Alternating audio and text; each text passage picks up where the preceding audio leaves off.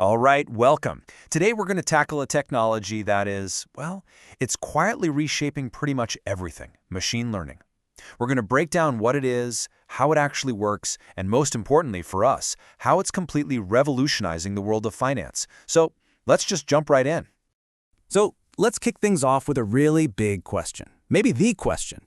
How do you actually teach a computer to think? I mean, how do you get a machine to learn from experience, kind of like we do, without just feeding it a long list of rigid step-by-step instructions? That right there, that's the fundamental puzzle that machine learning is all about solving. And this really is a massive shift in how we think about computing.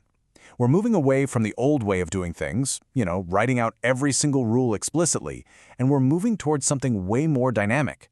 We're teaching computers how to learn for themselves. Okay, this slide breaks down the difference perfectly. On the one hand, you've got traditional programming. Think of it like a recipe. You give the computer super precise step-by-step instructions, and it follows them, no questions asked. But on the other hand, you have machine learning. This is more like giving the computer a giant cookbook filled with pictures of finished dishes, that's our data, and saying, all right, figure out the recipes on your own. It's all about finding the patterns, not just following the rules. So if we're going to get a little more formal about it, what is machine learning? Well, at its core, it's a bunch of different algorithms that are designed to find patterns in data. And they use those patterns to make predictions or, just create some kind of structure. And they do it all without a human having to program every single step. The key takeaway, the big idea, is that it automates the process of discovery. Okay, so how does a machine actually learn? Well, one of the most common ways is something called supervised learning. And honestly, the best way to wrap your head around this is to think about studying with flashcards. You have a question on one side and the correct answer on the back. You just keep going through them over and over until your brain starts to make the connections automatically. Now, in machine learning speak, this method relies on what's called a labeled dataset, and this is absolutely crucial. What it means is for every piece of input data, we call those features, you also have the correct output, the target. You have the answer key. The algorithm's entire job is just to figure out the relationship between the two. So the process basically works like this. First, you feed the algorithm a ton of examples. I'm talking thousands, maybe millions, of that labeled data. We call this the training set. The algorithm chews on all of this, studying it to learn the patterns. Then, once it's trained, you give it brand new data it's never seen before, the test set, and you see if it can predict the right answers all by itself. A perfect real-world example of this is credit card fraud detection. Think about it. A bank has a record of millions and millions of past transactions. Each one is a data point, and crucially, it's already been labeled as either fraudulent or not fraudulent. The machine learning model just learns all the subtle signals of what makes a transaction look suspicious from all that history, so it can flag potential fraud in real time the second you swipe your card. All right, that all makes a lot of sense when you have the answer key, right?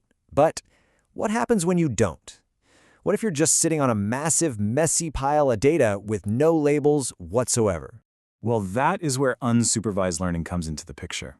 So if supervised learning was like using flashcards, unsupervised learning is like someone dumping a giant box of mixed-up Legos on the floor in front of you and just saying, sort these. You have to figure out the patterns and the logical groups all on your own. Maybe by color, maybe by shape, maybe by size. That's for you to discover. And that's precisely the goal here. The algorithm just sifts through all that unlabeled data, trying to find hidden structures all by itself. It's not trying to predict a specific answer or target. Instead, it's doing things like clustering, which is really just a fancy way of saying it's grouping similar things together. And this has some seriously powerful applications in finance. Check out this quote. Instead of just lumping companies into old-school buckets like tech or healthcare, asset managers can use this clustering approach to find brand new data-driven peer groups. It might group them based on patterns in their financial statements or how they move in the market, revealing these deep connections that a human analyst might totally miss. Okay, so we've got models that can learn with an answer key, and we've got models that can find patterns all on their own. It all sounds incredibly powerful, right? But this brings us to a really critical and maybe even a little counterintuitive question.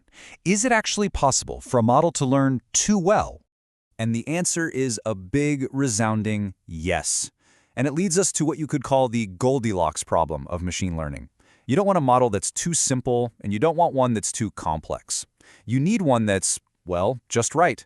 And the danger of getting that balance wrong is a huge concept called overfitting. So What is overfitting? It's basically what happens when a model gets a little too smart for its own good. Instead of learning the general underlying pattern in the data, it starts to memorize every single tiny detail, including all the random noise and the weird, one-off quirks.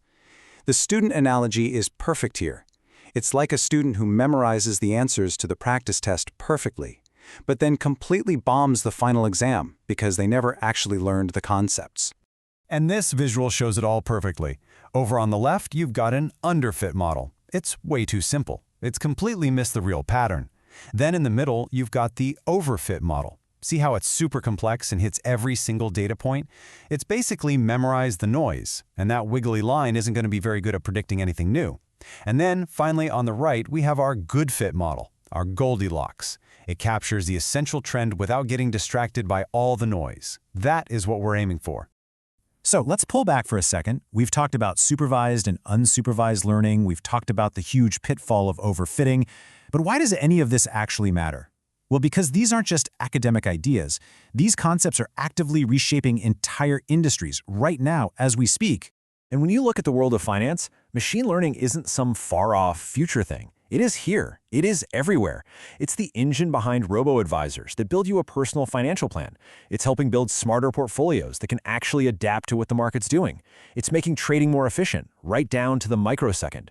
And, like we talked about, it's the first line of defense in managing risk and catching fraud.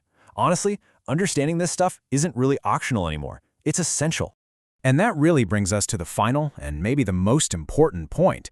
The real magic of machine learning isn't just about answering the same old questions, only faster. It's about its ability to find incredibly complex patterns that are, for all intents and purposes, invisible to the human eye.